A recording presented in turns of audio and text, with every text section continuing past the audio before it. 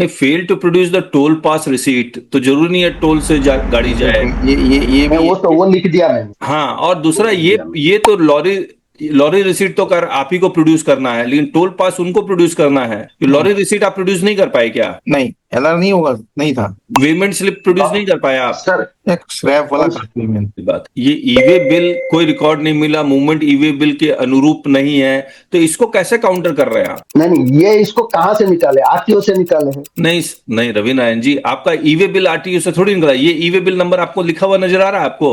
हाँ, तो ये ईवे बिल में मान लीजिए पॉइंट ए से पॉइंट बी गया, और ये कह रहा है मूवमेंट ईवे बिल के अनुरूप नहीं है, तो उसका एविडेंस ये लोग ने कुछ दिया है या नहीं दिया है?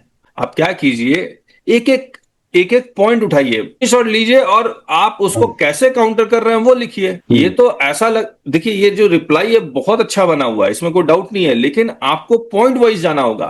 शोकोज नोटिस में जो स्पेसिफिक पॉइंट्स उसने उठाए हैं, आप भी वही पॉइंट उठाएं और फिर उसका एक स्पेसिफिक रिप्लाई देना शुरू कीजिए। Yes sir. तब जाके लगेगा कि मेरा इस पॉइंट को काउंटर किया गया है। Then the burden of proof will shift to the other person. यहां पर राज कॉर्पोरेशन गया और मिला नहीं, that didn't have any rent agreement and would produce the same in future, ये एलिगेशन है या नहीं है? तो आप इसको तो काउंटर करेंगे ना, इस लाइन को कैसे करेंगे? हाँ सर, करें।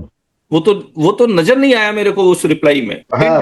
Statement for the same as their accountant was not available, तो फिर आपने बाद में प्रोड्यूस किया नहीं। Fails to produce lorry receipt, एक पॉइंट को उठाइए और counter. Fake asked about the transaction made by Sumati Enterprise which were appeared to be fake. He confessed the allegation and said that they had received only invoices. इसका क्या करेंगे आप? वो तो समन में जाके वो एक्सेप्ट कर लिया कि हाँ ये फेक इनवॉइस है। अब क्या करेंगे आप? समन में ड्यूरेस में स्टेटमेंट दिया जा सकता है सर। अरे तो रिट्रैक्ट कब हुआ? रिट्रैक्ट तो हुआ नहीं। रिट्रैक्ट करना आसान नहीं होता, याद रखिएगा। फिर आपको प्रूफ, फिर बर्डन, सारा प्रूफ आपके ऊपर आएगा। देखिए, जब आप जाएंगे अपीलेट अथॉरिटी के पास, वो सिंपल यही लाइन उठाएगा, आपको और कुछ बोलने ही नहीं देगा। मैं झेल चुका हूं, ये लाइन उठाएगा और आपको कुछ नहीं बोलने देगा। नहीं, अगर वो कन्फेस किया है, वो तो प्रोवाइड नहीं किया है उनका स्टेटमेंट ऑफ रिकॉर्ड। नहीं, आप स्टेटमेंट ऑफ रिकॉर्ड मांगिए फिर, और क्या। हाँ। आपको अगर डिपार्टमेंट झूठ लिख रहा है तो आपको काउंटर करना पड़ेगा।